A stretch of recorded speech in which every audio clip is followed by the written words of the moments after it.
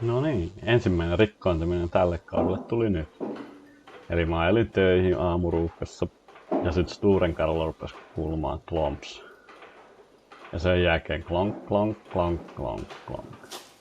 Mä sit pysähdyin siinä valoihin ja kun valot vaihtui takas vihreille, niin yritin lähteä liikkeelle. Kierrosten noustessa nopeusmittari nousee, mutta ei liiku oikein mihinkään.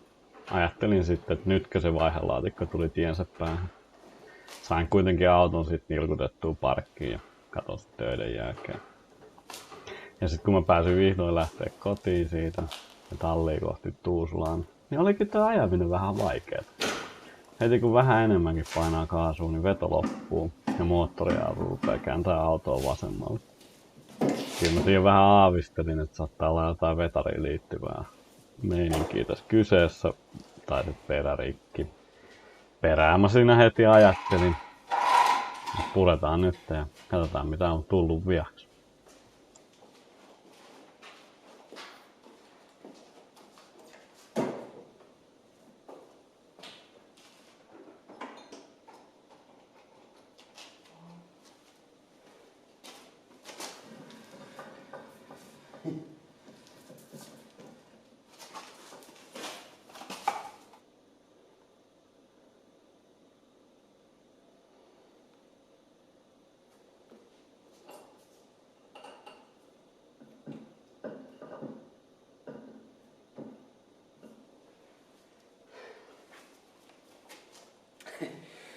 Ei iso vika.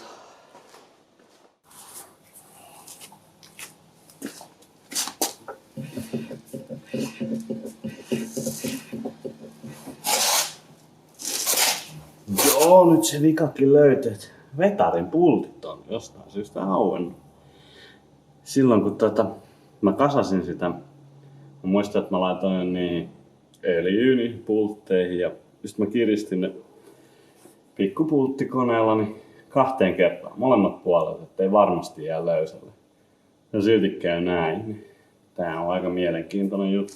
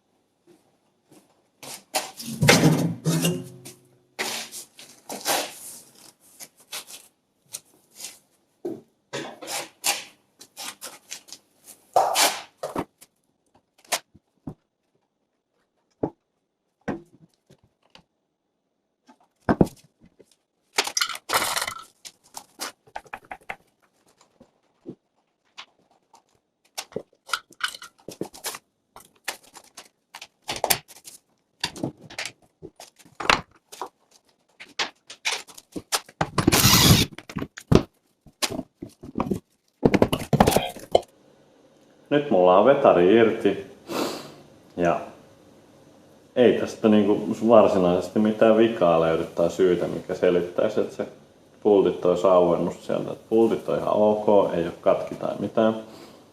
Jostain syystä ne on täynnä betonivelen sisällä olevaa rasvaa ja mikään muu ei ole rasvassa paitsi nämä pultin reiät täällä itsessään. Mut sekin, en mä tiedä onko se johtunut sit siitä, että se on niinku päässyt pyörissä ja silleen, että se ei ole kiinni missään. Vai onko se jostain syystä sitten nämä pultit niinku päässyt, tai jostain syystä päässyt sitä rasvaa tulee sieltä sisältä. Mut kumitehjet, ainoa mikä tässä on niinku näkyvä juttu, niin on tietenkin tää kuppi, kun tää on päässyt pyöriin irrallaan siellä, että se ei ole ollut kiinni siinä navassa. Mutta ei täälläkään niinku mitään reikää näy, mistä se olisi tullut se betoniverasva. Se on tullut se nivelrasva niinku noista reijistä itsessään. Outo juttu.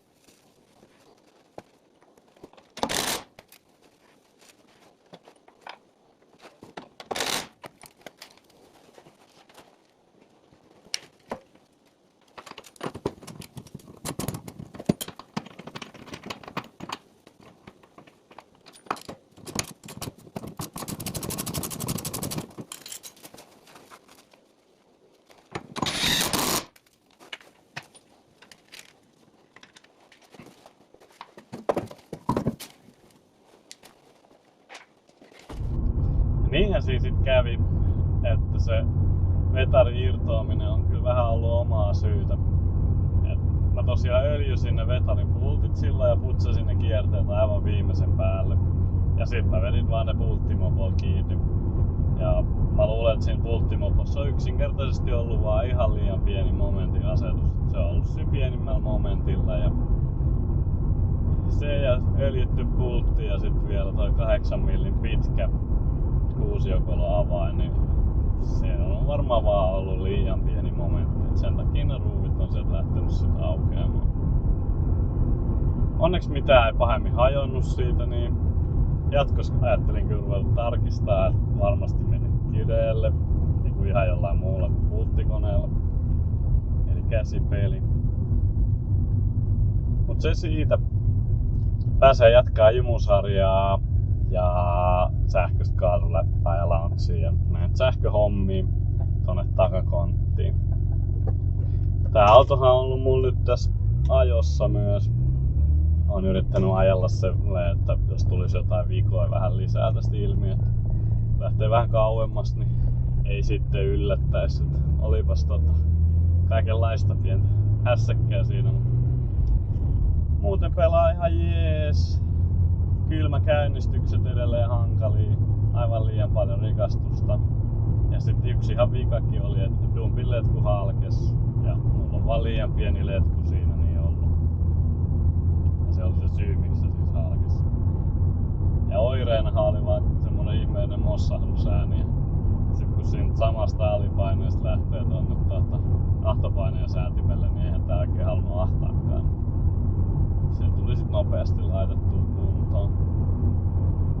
Mut tällaista tällä kertaa. Kiitti kun katsoit ja muistut tilaa kanava. Nähdään seuraavassa jaksossa. Moi moi!